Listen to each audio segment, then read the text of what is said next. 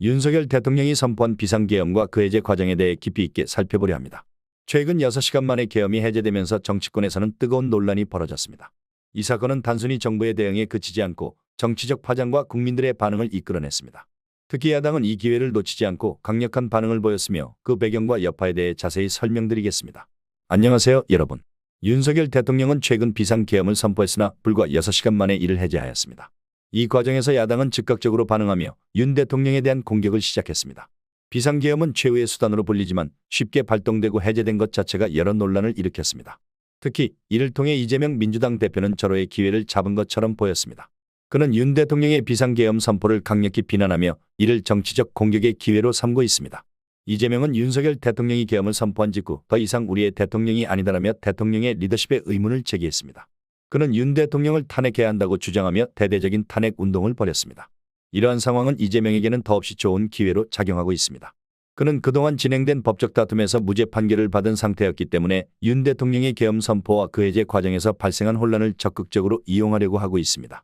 비상계엄은 과거 역사에서 민간인에 대한 억압과 민주주의의 훼손과 연관되어 있어 국민들에게 부정적인 이미지를 심어주고 있습니다. 전두환 대통령 시절과 광주 사태 등의 경험으로 인해 많은 국민들은 계엄에 대해 불안감을 느끼고 있습니다. 윤석열 정부는 이러한 불안을 해소하지 못했고 대국민 설득과 홍보에서 큰 실패를 겪었습니다. 계엄을 선포한 후 바로 해제했음에도 불구하고 국민들은 이 상황에 대해 허탈감을 느꼈습니다. 결과적으로 이 사건은 국민들에게 큰 실망을 안겨주었고 윤 대통령의 리더십에 대한 신뢰도도 크게 흔들렸습니다. 계엄 선포 당시 군과 국방부의 대응이 매우 미숙했음이 드러났습니다. 군인들의 출동이 예상보다 늦었고 준비도 부족했습니다. 윤석열 정부는 비상계엄을 발동했지만 그 효과를 제대로 발휘하지 못했고 계엄 해제까지 이어지면서 오히려 혼란을 가중시켰습니다. 그 결과 군 관계자들 역시 비판의 대상이 되었으며 국방부 장관이 계엄 발동을 건의한 것 또한 문제로 지적되고 있습니다.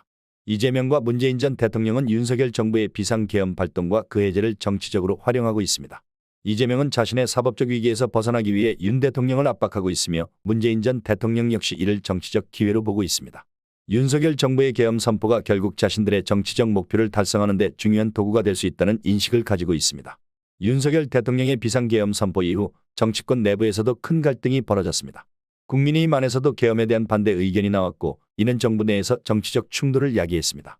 특히 국민의힘 내에서는 계엄 선포에 대해 찬성하는 입장과 반대하는 입장이 팽팽하게 맞섰습니다. 이러한 내부는 결국 국민들의 신뢰를 더욱 떨어뜨렸고 윤석열 정부의 지도력에 대한 의문을 더욱 부각시켰습니다. 윤석열 대통령은 비상계엄 선포와 해제 과정에서 큰 정치적 위기를 맞았습니다. 군과 정부의 미숙한 대응, 대국민 설득의 부족 그리고 야당의 강력한 반격은 모두 윤 대통령에게 큰 타격을 주었습니다. 이재명과 문재인은 이 상황을 정치적 자산으로 삼아 윤 대통령에 대한 공격을 더욱 강화할 가능성이 큽니다.